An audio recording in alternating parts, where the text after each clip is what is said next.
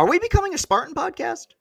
Yeah, you read that correctly. We are having Jaxon Kohler on today, and on Michigan State basketball guest. Really looking forward to that. And look, when it comes to Chris and company, you guys know my philosophy from the beginning. I want to interview anybody that I find interesting. And because I love sports and because I love Michigan-based sports, very often that involves people in the state. But really looking forward to talking to him. That had been in the works for a minute. And I really appreciate both him and his kind of support system being patient with us as we kind of navigated around that. So looking forward to talking to him. Real quick, just jumping into it. Want to get into these shows quickly. CastellaniContent.com. That's getting updated all the time. Every single Chris and Company, every single Tiger postgame video. If you're watching on YouTube, hit that like button and hit that subscribe button, okay? Over 60% of the people that watch these videos are not subscribed.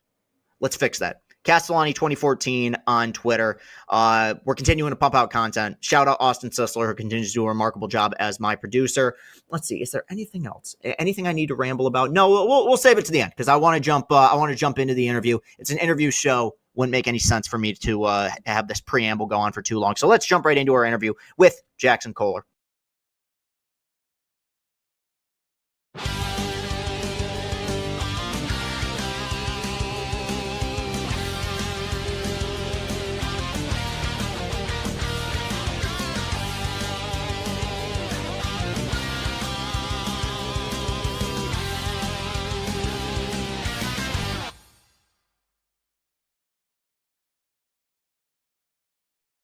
Episode 53 of Chris and Company. We follow up our Curtis Granderson interview with Michigan State Spartan, Jaxon Kohler, Big Ten champion, member of Michigan State, key member of Michigan State's run to the Elite Eight here in 2025.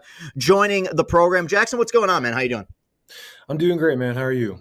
I'm doing well, hanging in there. And obviously, look, it's been a pretty crazy time for you, a pretty crazy time in the world of Michigan State. And I didn't expect to start with this, but the news broke yesterday and that Michigan State's going to be moving on from Alan Haller as their athletic director. Just in your experience, did you have a whole lot of run-ins with him? And if so, what were they like?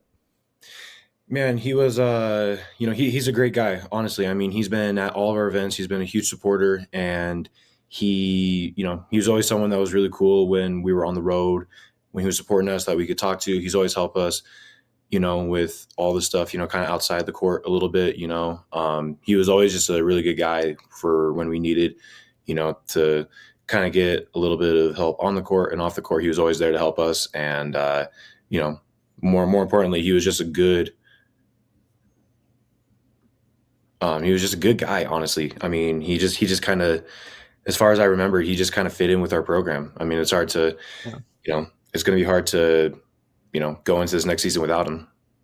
Yeah, and obviously had a lot of Michigan State connections and grew up in the area. Heard pretty much exclusively nothing but good things during his time there. But now I kind of want to transition a little bit, talk a bit about your story, because I was doing a bit of research, and obviously, I feel like when somebody comes to Michigan State or just kind of plays around in the area here, we just associate them with East Lansing and we associate them with kind of being a part of the culture. But, you've had, a pretty remarkable journey. And I was looking four high schools in 4 years when you were coming up and getting recruited. And it was almost kind of an interesting precursor to what we're seeing right now in college with the portal and so many different guys kind of going from school to school.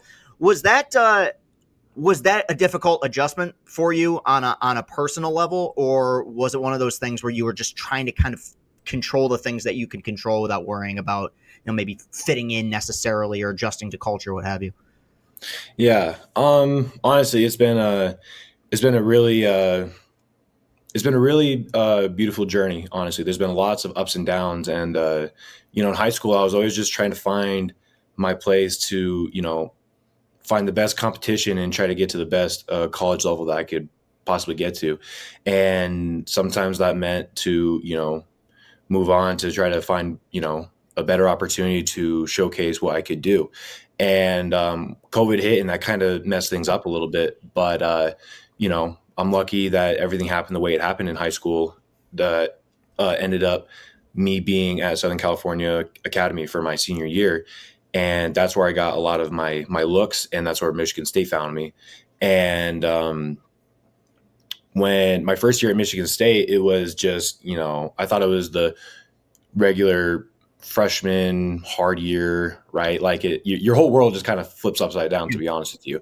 And honestly, I couldn't ask for a better group of guys to kind of start my college career with. I mean, we had a really good team, and we had a lot of good examples on that team, like Joey Hauser, Malik Hall, Mani Sissoko.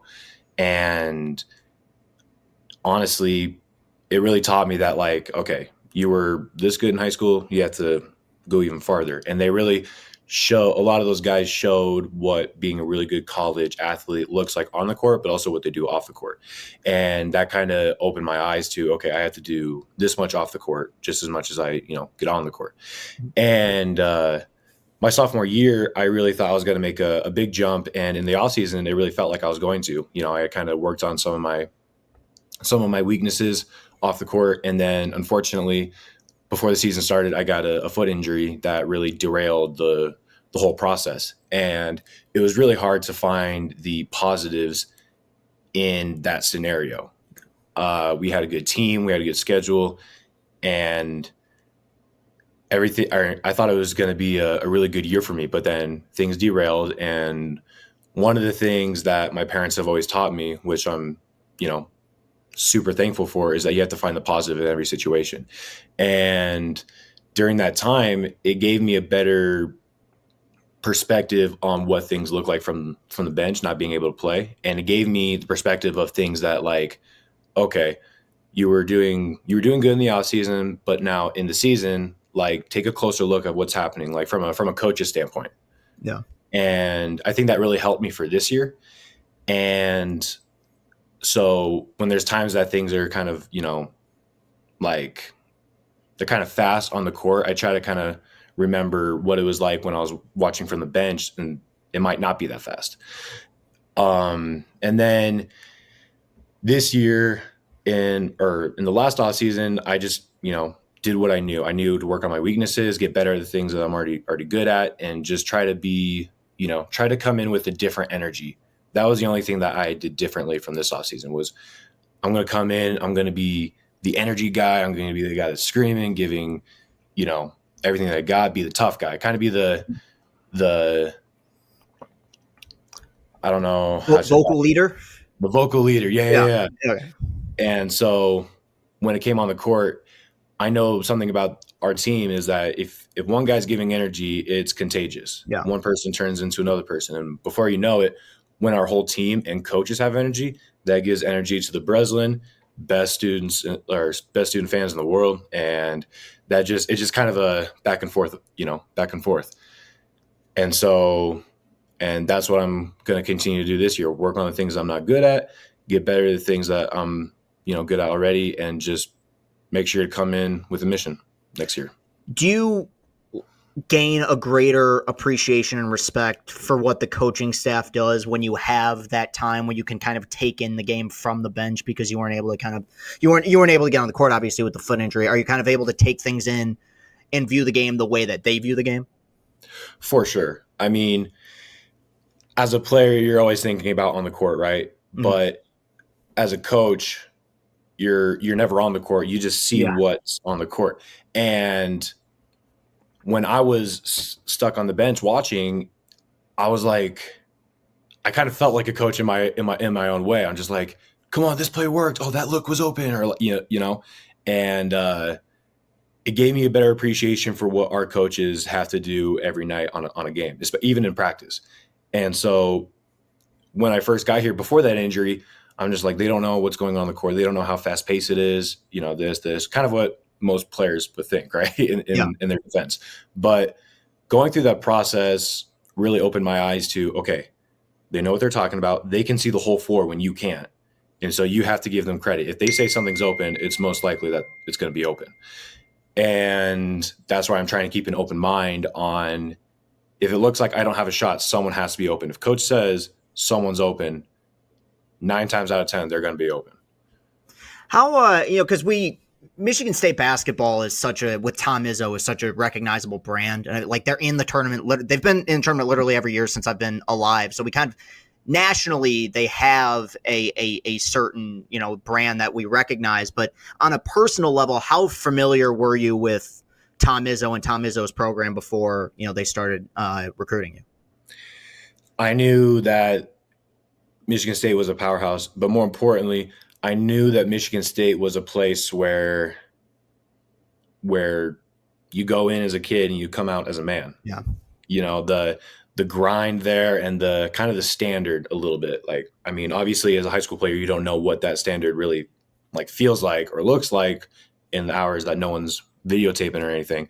But I remember my dad calling me when Izzo first called me, and he's like, dude, like, if you're thinking about going here, like this dude's really going to test if you love basketball or not. Because if you don't, you might not make it. Like, yeah.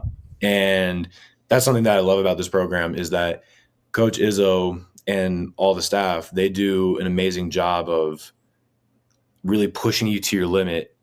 And like, if you don't love basketball, if you don't live basketball, then you ain't going to make it. You ain't going to be what you want to be. And my whole life, I've lived basketball. There's a saying, you like basketball, you love basketball, you live basketball. Yeah. And I live it every day. And they've really done a good job of pushing me to my limit, to my limit, to my limit. And it's a limit that only people that live basketball can handle. And at times it's really hard. It's, really hard, but the payoff is amazing. I can say that, my first 2 years were really hard, but this year has been a huge payoff to all the ups and downs. And I just can't wait for this next one. You've obviously, kind of risen above the ranks. You've gotten more playing time, and you were recruited by Michigan State. But it's an interesting thing you bring up about you gotta love this game to be able to play in that program. In your experience, and not saying it was at Michigan State, but just whether it was in high school or just kind of as you were coming up, what are some of the telltale signs in your mind that somebody is playing the game but might not love the game?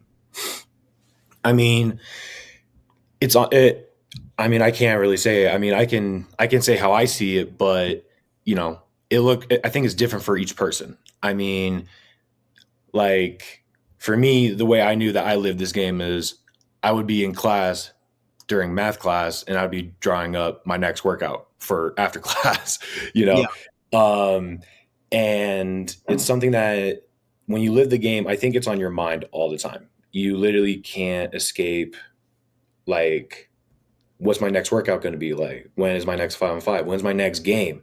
And if you really live the game, then the results don't matter, because there's a famous Kobe saying that I really feel like that I've taken into and accepted that this year, whether you go 0 for 15 or you go 15 for 15, whether you win or you lost, the goal is to come in the next day and get better than the day before. Yeah. And that's something that I think only players who live this game really know and appreciate and execute on. It's whether I have a good game, whether I have a bad game, it shouldn't matter, because whether you win or you lose, you're going to come into the gym the next day and work on the things you're not good at, and you're going to get better. You mentioned Kobe, obviously, in that famous kind of Mamba mentality, but when you were growing up, what kind of players did you have a player that you tried to model your game after, a guy that you loved watching? Yeah, so it's really funny because as a kid growing up, I tried watching like the modern NBA, and there was just something about it where it just felt too fast paced. It's too guard like, and as a 12-year-old, I'm like, should I try to work on LeBron's game? And my dad's like, no, you're gonna be a bigger guy, so yeah. I'm gonna give you someone who you can realistically try to model your game after. The first one was Kevin Love, and the way he kind of stretches the floor, but I think my dad knew that person would kind of be like a later in the process kind of guy, because that's who I'm looking at right now, because I'm not as big as I was in high school, but as a center in high school and middle school, when I'm a lot taller than everybody else, I watched a lot of Hakeem Olajuwon mixtapes. I watched all the footwork and the creativity that he had and the way that he just kind of left people in the dust. And honestly, it was mesmerizing to watch on YouTube. And I would go outside, I'd write down all the little details that mattered in his moves, and I would just try to replicate that in my backyard. And the more I did that, the more comfortable I got with my feet, and it worked, honestly. growing up, that's all I watched, and that's who I didn't watch like 5 different players. I just watched one, Hakeem Olajuwon, and I'm like, okay, this is good. Yeah, it's an interesting thing because when you hear people say, like, I want to model my game after Jokic or LeBron, it's like, well, that's really difficult to do because those guys are genetic athletic freaks. Like, there's maybe like 3 of these guys in the entire world. So, Yeah. like Love is a good example because I think Love, only played in college for 1 year, but I think probably would have fit in well in like an ISO program because he crashes the boards, good defender, like did a lot of little things well on that, Cavs a championship run. So that's fascinating. But let's talk a little bit about the incredible year you guys just had. Obviously, Big Ten champions. You go all the way to the Elite Eight, and it's I think a classic Izzo team in the sense that it was not necessarily one that came into the season with a ton of hype. You guys were unranked preseason in this new expanded Big Ten. You end up winning the Big Ten championship. You're going to hang a banner, go all the way to the Elite Eight. Coming into the season, I don't know how much attention you guys pay to this stuff, but did you feel as though you were disrespected as a team? Like, did you think that, not to say people were out to get you necessarily, but did you feel like people were going to be underestimating? Yeah, I mean, I knew that with the loss of Malik Hall, Tyson Walker, AJ Hogard, our biggest guys, like I knew that a lot of people would kind of overlook us in a way. Like, and honestly, we weren't sure like how this year, other than Jaden being back and like kind of like being the guy, we weren't sure like what this year was going to look like. And in my mind, that was a huge opportunity for me to go out and establish myself as, maybe not the highest scorer, but, best rebounder or best, energy guy. Just an opportunity to kind of establish myself one step further into this team and try to be like a face of the team.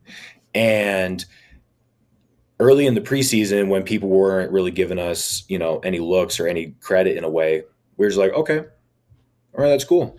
My freshman year, no, they kind of did the same thing. Like no one really expected us to go as far as we did.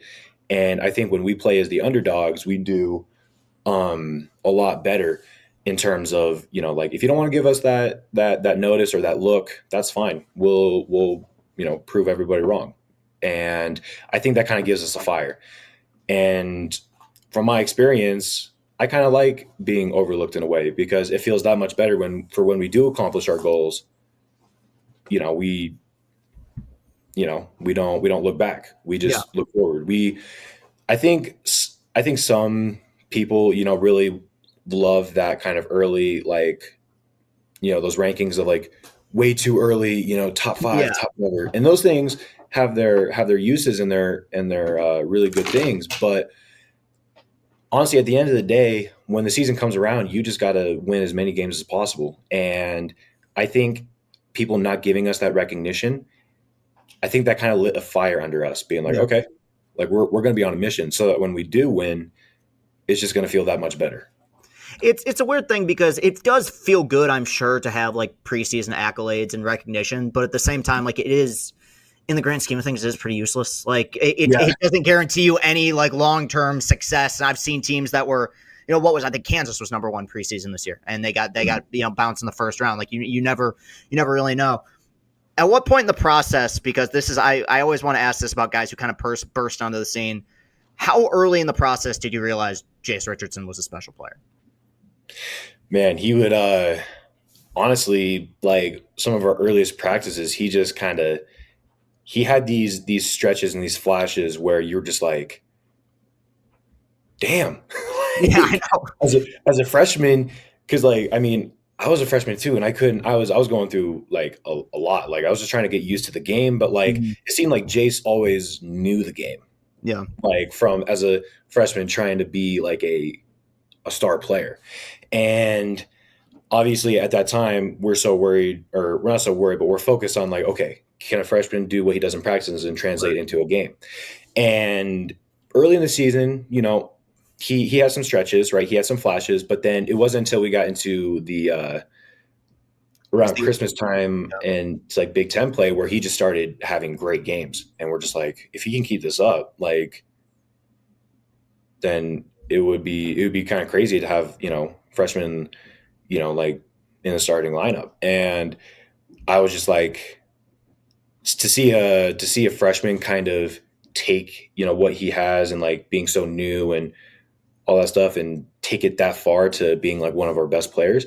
It was really inspiring for me, honestly, because like it kind of shows you like no matter what situation you're in, no matter like how old you are in a program or whatever, there you can always get to where you want to go. And Jayce was a perfect example of that. And you know, his buckets like saved us in a lot of games. Honestly, like his Yeah. play was just so helpful to our team, and that's something that we really needed. And it was just to see him do some of the things that he did this year was really inspiring for me. Yeah, no, I mean, he's an incredibly fun player to watch, and it really was, because it was one thing that was kind of a hotly contested topic throughout the season is like, who's the late game like go-to guy for state, who's going to be the dog, and then it was that Oregon game when you guys without fears, you're down like 15 in the first half, and then he goes off for like 20 something in the seconds. Like, well, I guess they found their guy, and he kind of didn't look back. After that, I think the word that was used so often to describe your team last year, and rightfully so, was depth. I mean, it seemed like consistently you guys did a great job against even the best opponents of. You would get deep into a game and you guys would be fresh, and you'd have another team that was only playing 7-8 deep that kind of started to wear down a little bit. I mean, I can't even count the number of games that you won doing that. Is that like, are you cognizant to that throughout the season and saying to yourself like, man, we got a lot of depth and we're a team that can wear other teams down? Or is it something where on a game by game basis, you're more just focused on individually what you can control and hope for the best? Or are you aware like, yeah, we got a lot of dogs that can go to work here? Yeah. Um, I would say that in the middle of the season, like when we were playing, my mentality was give everything that I got in, when I'm on the court, Yeah. make the best out of all of my opportunities, and whatever happens with everybody else, that's their thing. But now looking back on the season, seeing the depth that we had, it really was incredible because not only did you have guys who can score offensively and stuff, like 1 minute you have our starting lineup in, then you put Cohen in, and then you have a fast break team, and then Mhm. you put Jason in, and then you have point guard dominant, then like Frankie come in, like we just had so many guys, and not only did Coach Izzo do a really good job of making sure we were offensively good, but making sure that everybody in practice was ready to defend, for a long period of time, because that I think that is what caused more damage than anything else was like making sure that we had scores, but also knowing that like their mentality is like, I'm going to wear this dude out. Like, and that's something that I don't think a lot of other places can replicate like that. Cause I think the depth that we had is very unusual for a team. I would agree. And for Coach Izzo to be like, yeah, all the scoring is great. We have a lot of scorers, but make sure that every single one of you can defend and wear a guy out. Like that was, looking back at it now, that was the more effective part and the more fun part, because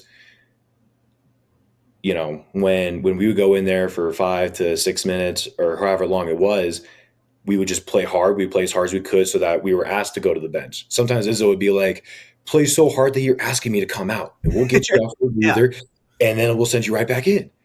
Yeah. And with that mentality, like in that intense defense, it's hard to go wrong. It's hard to lose. But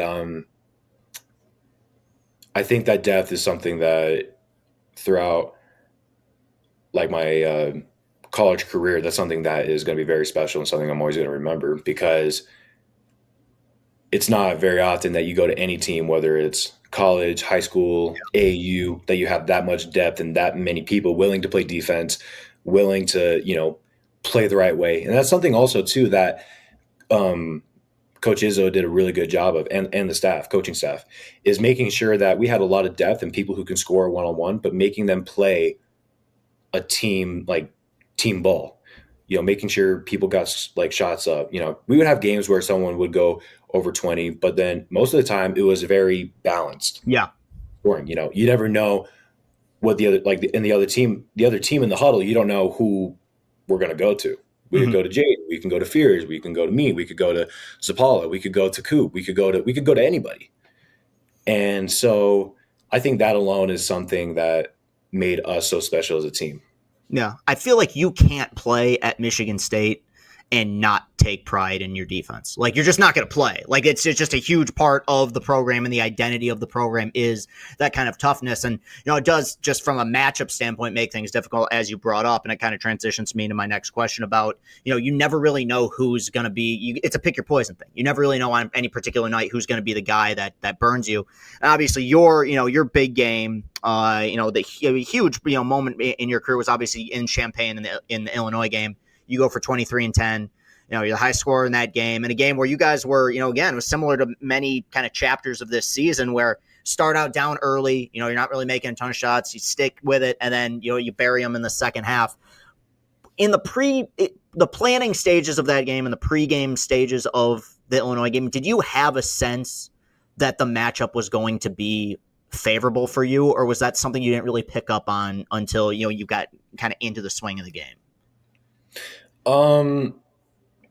Honestly, for Illinois, it was tricky because they had a 4 who could really stretch the floor, and he was more on the perimeter more than anything else. And for me, my focus wasn't on. I mean, in practice, they were always telling me, like, if you get in the post, like, don't look back. But in my mind, I'm thinking, like, okay, always keep your head up for kickouts or someone for an open 3 because they might collapse. But in that game, I was just more focused on making sure that I did my defense assignments, because something that you learn about Izzo is that you have to make sure you do your defense assignments first. Yeah. Because if you can't defend, then you're not going to see the floor. And so going into that game, I mean, every game I always go out there with a mentality like I'm going to have a good game, and I'm going to play as hard as I can, and the outcome is the outcome. And like I said earlier, the outcome is the outcome. I know that the next day I'm going to come in and make sure I work on some of the things that don't go well tonight. Yeah. And I remember when the first shot started to go in, I'm like, okay, let's just ride this. Let's just see how long we can keep this going. And, and I feel like with every shot, my confidence just went through the roof. And when I have confidence, I'm just kind of like, give me the ball again. Come on. And so it was just a flow. And I was in a headspace that I was just like, I'm not even worried. I know what I'm going to go to. I know my shot is good, and let's win this game, because I think the game before we lost to Indiana at home. Yeah.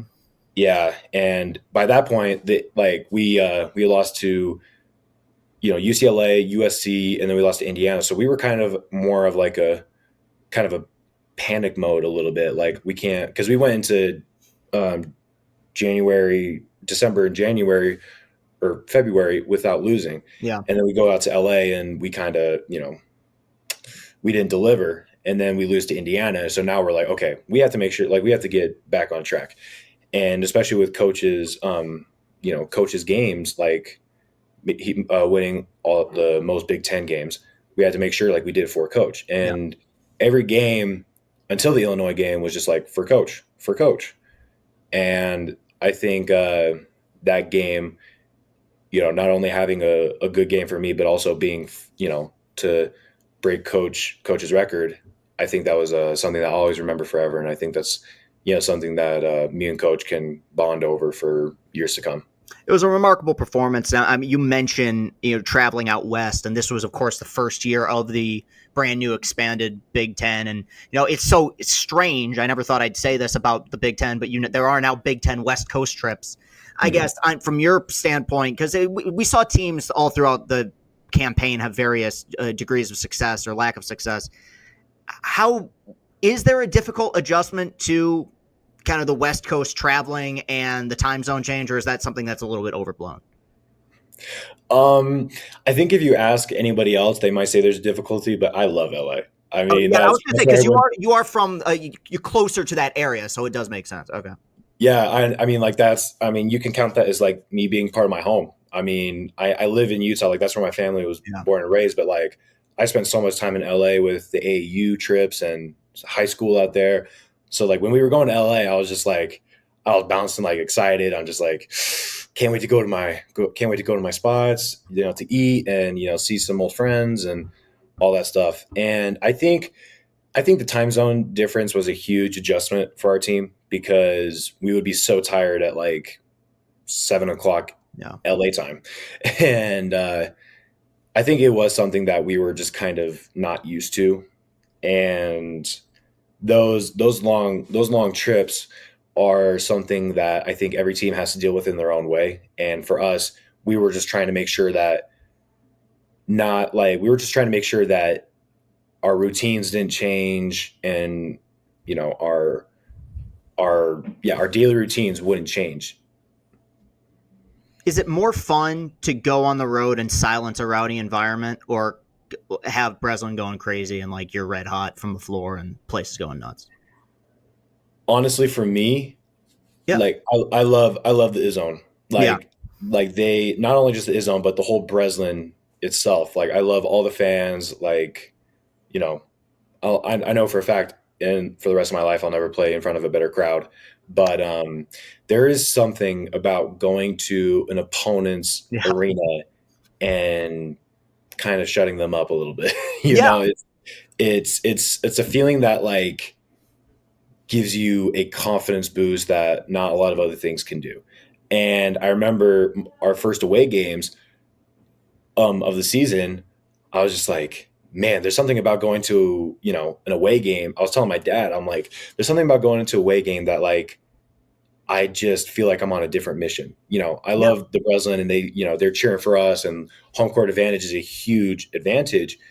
But there's something about there's something about me where I hear people, in the stands talking crap to us before the game, Mhm. and that just kind of turns on a different switch for me. Yeah. And it's like if you want to keep talking, I mean, that's kind of what Illinois did.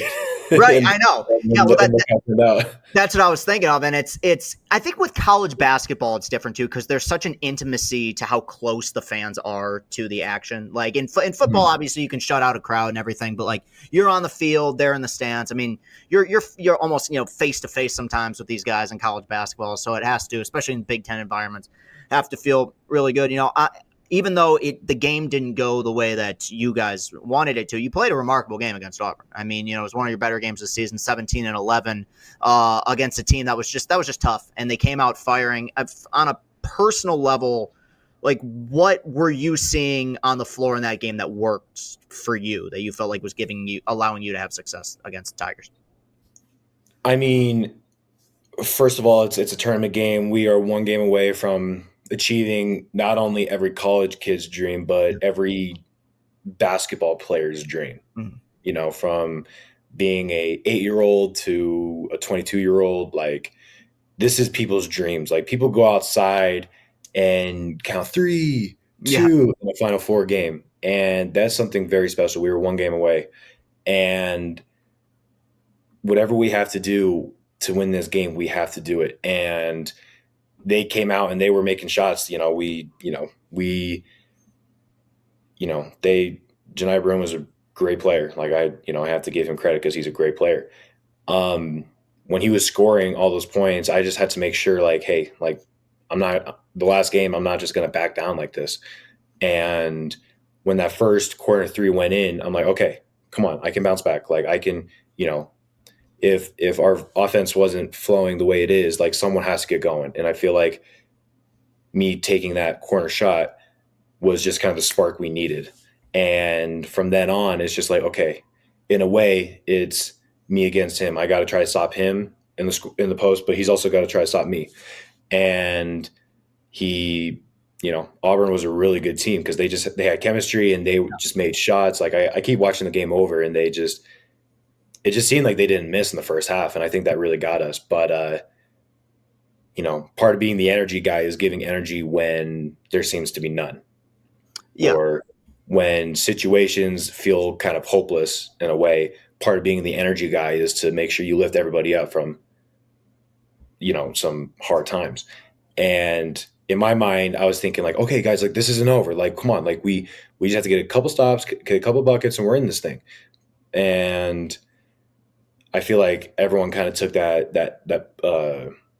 the mentality of just like, come on, we just need one or two stops, couple buckets, and we're making this a close game. And Yeah. that's how it was for a while. But we just couldn't finish it. How how long did I guess I'm not going to ask how long it takes to get over because it's such a difficult thing to process. But you guys overachieved in so many ways this season, and you come away from it as a team that hangs a banner, wins the Big Ten. I mean, people they take it for granted sometimes because he's been to so many Final Fours. It is so hard to get to the second weekend of the tournament, man. It's not an easy thing to do. You guys were on the precipice of the Final Four. I guess at what point in the process did it go from sadness to appreciation for the year that you guys had and what you guys were able to achieve? After the Auburn game, there was, I'd probably say 2 to 3 weeks. I mean, me Yeah, personally, before I say anything, I still haven't gotten over it. I think that's fair. ending the way that it did in my way gives me perfect motivation for next year. I mean, Mhm.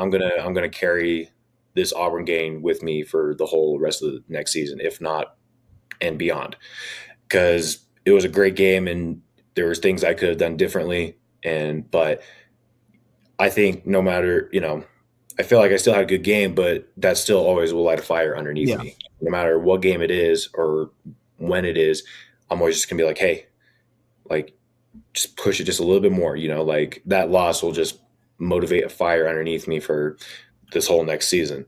And I think, we were pretty upset, for like a week or two. And because we were so close and, seeing Auburn make it to the Final Four and kind of going on social media and seeing all the awesome opportunities that they yeah, get is just like, man, it's just salt in the wound. But we all came together, pretty soon, like during that whole thing, and we are just like, hey guys, we got to stick together, man. If we want to make it back, we got to stick together, and we got to, try to, you know, kind of push through that wall that we ran into this year. And we immediately just started talking about, okay, what are we going to do differently to make it to the Final Four this year? Like, we're going to do everything that we did this year, but what are we going to do extra to make it to that Final Four? Because for all the people that are at Michigan State, like that is our goal. There's nothing else but that. yeah.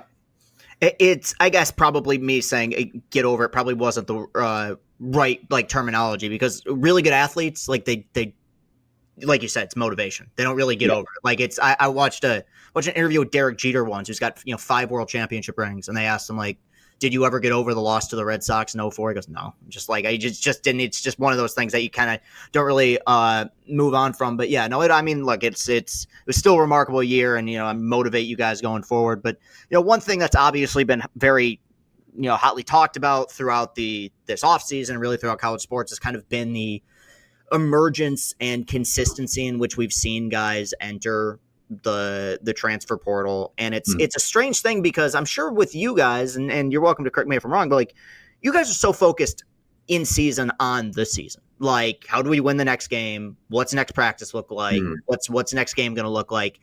Is there, and I would imagine it's probably lesser at Michigan State than it is a lot of other places, but throughout the season, whether it's in your locker room or whispers in other locker rooms, do you hear chatter about what guys might be considering doing, or if guys are maybe thinking about going to one place, or if they're being pursued by a school? Is that something that's ever brought up in between the margins there, or are you guys completely focused on basketball 100%? Um, Honestly, from my experience, we were all locked in. Yeah, I think that, if we were trying to win a championship, we all needed to be locked in. And I didn't hear throughout the season, I didn't hear anybody say like I got offered this or I got offered that. And I think if someone were to say that, I think we would be like, what's wrong with you? yeah, like, like, this dream that we're all sharing right now is so beyond us. Like, this is such a, it's bigger than each and every one of us because we're trying to um we're trying to win a championship, and that, like, right there is better than any other NIL deal, Yeah. because I think that there probably was, some people upset about, certain things. I know that I was, happy with my situation. I mean, I know that I was doing my job, and I just had tunnel vision of Final Four and winning a championship. Um, I think there might have been guys that probably weren't happy with their situation, but in the year they bought in. And that's Yeah. honestly the most important. Whether they had ideas of what they wanted to do after the season, or if they had tempting offers during the season, each and every person on our team put that aside and said, I'm all Michigan State right now, and we're going to win a championship. And for that is, is special, because I think if things aren't going well and you're starting to hear offers and offers, it's easy to get tempted into, be like, next year, next year, next year. But we, we were blessed to have a team that put all of their personal needs aside and lock in on the team.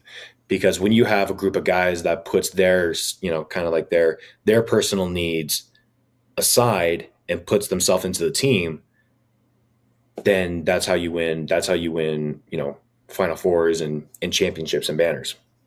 Yeah, it's a unique thing because whether people are happy or unhappy in their situation, like winning is fun, and there's really you have to be a lunatic not to buy in some capacity. Just the idea of like, let's see how far this can go, and then what happens after the season happens after the season. But now you're kind of seeing this world where it's like free agency, and often these guys that you bond with, that you kind of go to war with, whether it's going pro or finding other environments to play in, they end up going elsewhere. Is it bittersweet to see teammates that you probably bonded with, that you went through these battles with, go to other environments? No, honestly, it's in the moment, it's kind of like heart wrenching a little Yeah. bit, because I mean, there's a difference between, like having a friend, right? But then having someone that you go to war with, Yeah. who has been through the same, you know, Izzo tantrums and the yelling in the games and all the hard practices Yeah. and the grind, and you kind of lean on each other during those times. And when you see someone else kind of leave, you're kind of like, so like, I'm not going to see you next year. Like, you're Yeah. not going to like, and it's really heart wrenching, because a lot of the people who aren't going to be back next year, like when they announced that they were, going to see other options, I was just, I didn't know how to feel, because I was so shocked. I Yeah. mean, but then you kind of take, you take a step outside yourself, and you try to put yourself in their shoes, and you can't do anything but be happy for them, because wherever they go, they're gonna, have a good opportunity to do what they want, and to kind of shine and just try something different, because maybe you didn't know, and maybe this wasn't working out, and honestly, you just want to see your teammates be successful no matter where they go. All of those guys are going to be my teammates. All those guys are going to be my brothers. Like, I'm always going to text them and see how they're doing at their new place, and how things are going, and I know that they're going to text me too. Like, there's a brotherhood that you develop here with your guys that nothing can ever break, no matter if they transfer schools, if they go pro. Like, I know that in a couple years time, we're all going to be hanging out together as Yeah. if nothing happened. Yeah. It's funny because you can feel a certain type of way about it, and I think it makes total sense. But it is just human nature to probably see the news and be like, oh dang, like what if we ran it back one more time? Like what if what if we put it's just it's the same way in other sports too. When a guy it tests the free agent market and goes to another team, and it's like, dude, if we could add something special, you never really know. So it is, and that's just part of the new era. It's a strange era. Few more for you, and this is something that I've found out about recently. But like, are you aware that like your father is a legend on Michigan State Twitter? He's got more fans than I do. Yeah, I mean, he's definitely like he's blown up, man, and it's so interesting because it's like it shows. I mean, it makes me feel old because like like my parents are like they're only on Twitter just to, like follow like the stuff that I post, but like how Yeah. When did you become aware that it was like there was like this other world out there, like that the Kohler family tree had like spread beyond to Michigan State? When I saw my dad on Twitter with a picture of me and Gary as the stepbrothers, and like people were retweeting that, and I was like, dude, I think that picture alone, like, outdoes all of my highlights. I think that like picture with that T-shirt, I'm like, dude, give him the crown, man. He's a legend in this house. Yeah. So no matter if I'm living in Michigan or if I come back to Utah, he's the legend. And honestly, it's so funny because then I get to come home, we get to talk about it, we just get to have fun with it. Mhm. Honestly, because like it's so fun because he like I'm not on like Twitter as much because or social media for that matter because I know that You're when you not get to missing. the You're not missing level, much, dude. You're not, yeah, yeah, like yeah. when you get to this level, there could be so much positivity, but at the same time there could be so much hate, and I would rather just step outside of that world. But I control the world on the court. He controls the world on social media, and Yeah. that's our that's our dynamic duo. And we honestly just get to have so much fun and so many laughs talking about it. And honestly, it's something that we get to talk about all the time. It's like, and it's one of the things about the Izzone, or I think really kind of Michigan State or college basketball fans in general is like their sense of humor is really solid, and they do a good job of like keeping gags going, like running bits going that, especially the Izzone, just because it gets so crazy. So no, it was a funny thing that I saw pop up even before we put this interview together, and I figured I'd ask about it. But I stand by, and we've had other people on here, whether they were Michigan State people or not, that I think in the Big Ten, I can't speak for the rest of the country just because I'm not cultured enough. But in terms of the Big Ten, I don't think there's a harder place to play than Breslin Center. Now you obviously have the advantage that's your home Yeah. arena. Beyond Breslin Center, in your experience so far in the Big Ten, and we can include obviously the teams that just joined.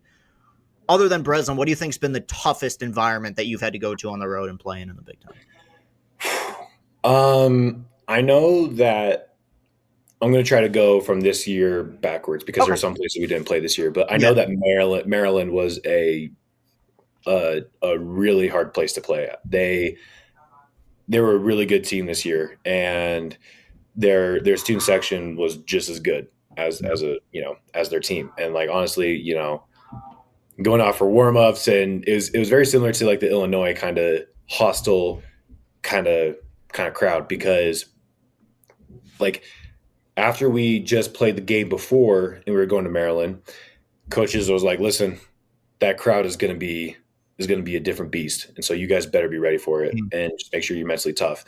And I remember going out there and just hearing all the fans, and in my mind I'm kind of embracing that. I'm like, yeah, talk your shit. Yeah. And but the energy level they had there was something else. And then I'm trying to think, going to is always a hard one. Yeah.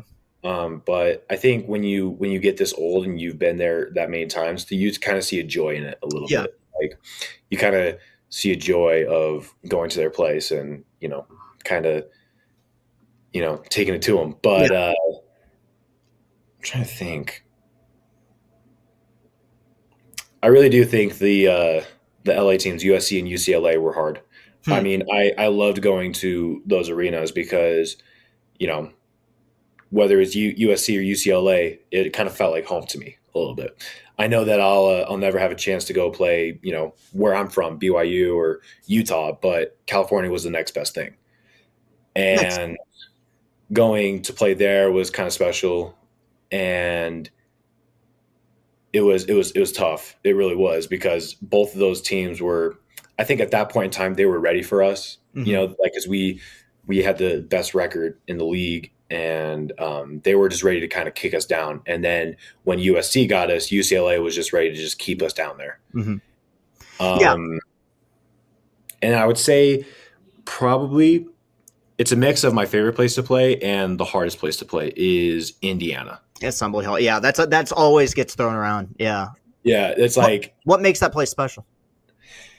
um not only kind of the history that Indiana as a program has, but also my freshman year, we played Indiana twice with Trace Jackson Davis, Yeah. and he was, probably one of the most dominant players in our league and Mhm. probably in the country Yeah. at that time.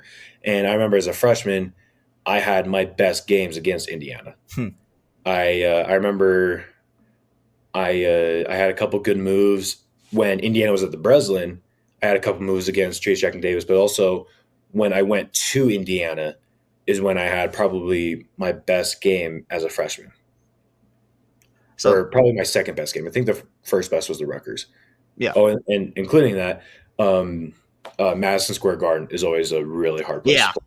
Mecca. Yeah, for sure. And I mean, I think the Big Ten, and I'm probably biased here, like has, especially now that it's expanded, like the best array of arenas. I think there's so much personality to each one. You mentioned Maryland, and it kind of goes back to something we brought up earlier, but have you ever had an experience in which you felt the air sucked out of an arena like the Hollowman Shot against Maryland? I mean, because you're right. Like that place, it was the highest of highs. They had just come back. They'd forced a few turnovers, and then bang. Just if you could describe just for a second what the energy, I guess technically kind of the lack of energy was like in that arena once that shot went down. Oh my gosh. It honestly, if I could do it over again, I could have had a little more fun with it a little bit, Yeah.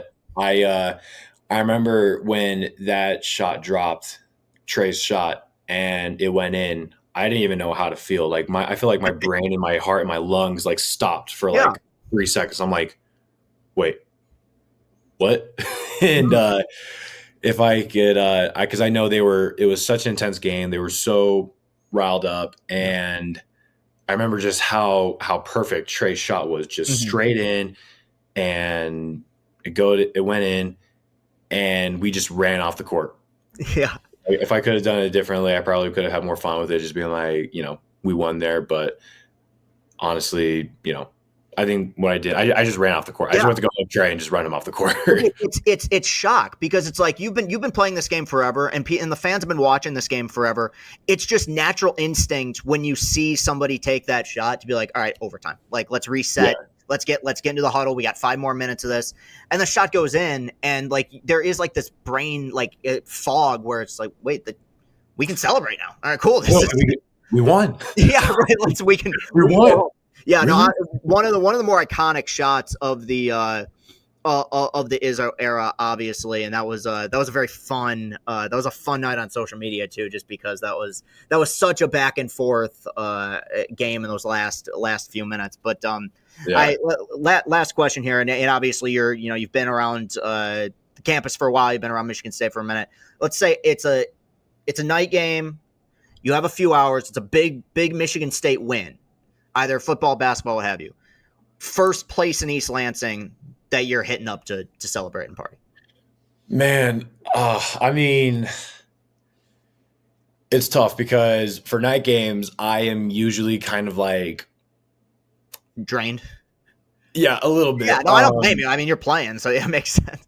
But honestly, me and the guys, we just kind of go out and we do a thing where we just kind of go where the night takes us. Yeah. Really. I mean, we just go as long as we're just with each other. Like that's the most important part, is because I think the team camaraderie and like the just kind of celebrating together is something really special. And there's times where right after a game, I'll just go get some Chipotle and call it a night. Yeah. And then, but then there are other times, where I, went out with the guys and we would just, just kind of celebrate together and just kind of, for that night, not worry about the next game and just kind of, enjoy the win. Because I think something at Michigan State that we probably don't do a really good job of, and this is coaches and players included, is we don't really acknowledge our accomplishments sometimes. Yeah. We talked about this a little bit before, but like, I think Michigan State, our standard is so high and our dreams and our goals are so high that we have this mindset of once we accomplish a goal that's something as big as winning the Big Ten by 3 games, we're just like, okay, Big Ten tournament, let's go. Yeah. We kind of just move on to the next. And I'm not saying that's bad, because if it weren't for that mindset, I don't think we would have some of the accomplishments that we did. But I think even Izzo kind of talked to us after the season. He's like, listen, like, I know sometimes I'm on you guys a lot, but sometimes I don't even do a good job of knowing what we've accomplished. Mm-hmm. And like I said before, I think that has pros and cons to it. I think overall that's something that we probably shouldn't change, because until the Auburn game, our dream was not finished. Our goal was not finished, and it still isn't finished. To be honest with you, it's still not finished. We didn't make it to the Final Four. We didn't win a championship. So therefore, our dream is still alive, and therefore we are still, doing everything in our power to make sure that we accomplish that goal. Yeah, I think it's important to keep the standards high, but not like allow it to get in the way of the things that you do accomplish. Because I brought up with the second weekend, but like there's teams that every year are like fighting to get into this tournament, and that's always the thing I bring up is like, you guys. I mean, maybe once in the last 25 years you've been kind of sweating it out on Selection Sunday. Besides that, it's we're in. Who we playing? Like that is something like it is hard to make this tournament, man, and it's hard to make runs in this tournament. So that is an important thing, and obviously bringing up East Lansing. But yeah, that's a fair point because everything's kind of close together in the restaurant scene there, which is nice. It's not like long walks from place to place, so you can kind of bounce around. But look, man, I appreciate you doing this. Obviously, coming on the show and chatting it up with us. It means a lot. A shout out to your dad as well, who is in touch with my producer Austin, helping us get all of it together. So no, man, you're a good egg. Obviously, it's been it's my favorite thing about the basketball programs in this state is that like guys stay around and you get to see them grow and you get to see them evolve. And it's been like that with you. So really appreciate you coming on, man, and hope we made it worth your while, man. You are officially a friend of the program. Thank you, man. Thank you so much for having me, taking this time to to do this with me and all this stuff. And I really appreciate it, and I can't wait to come back my last year as a Spartan and, get us a championship. Yeah. Best of luck, buddy. Appreciate it. Thank you. Nice kid, man.